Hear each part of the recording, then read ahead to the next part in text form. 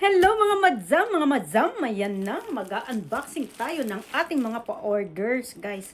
May nag-order sa akin ng ganito, guys. Oh. My lashes. So, ito, nag-order sa akin. Ilan ang in-order, guys? Tingnan nyo, ayan. Unbox natin siya. Dahil nagandahan sila sa product ng ating lashes.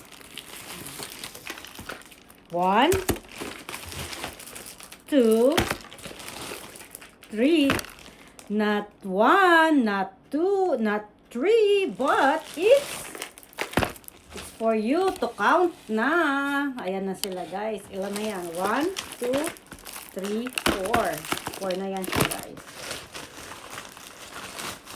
5, pang 5, pang 6, at pang 7.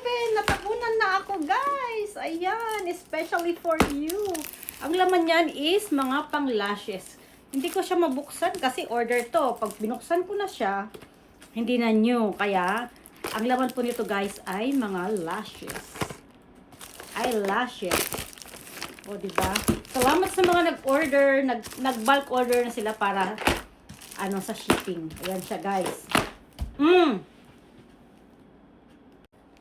Ayan, guys. Ito naman, ito ang yung laman yan, guys. Ito lang naman ang laman ng mga ito. So, ayan siya. Hindi natin to pwedeng galawin. Kasi yung seal, diba? Hindi na yan mababago. Pagka binuksan natin, ito yung laman yan, guys. Nagustuhan nila. So, ayan, nag-check out din sila. Ito siya. O, diba, gamit na gamit? Senyales na gamit, guys. So, ayan siya. Ayan. Ito yung nagustuhan nila, guys. Ayan. Basta gandahan lang, ingatan lang ang paggamit at gandahan ang pagdikit.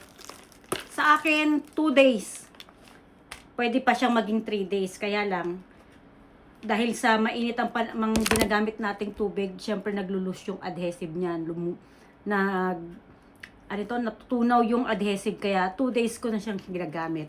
So, once na nag-summer, maganda na siya dahil hindi na tayo gumagamit ng mainit na tubig dito sa Japan, panghugas ng mukha.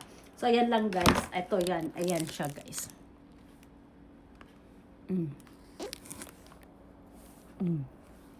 Ayan siya.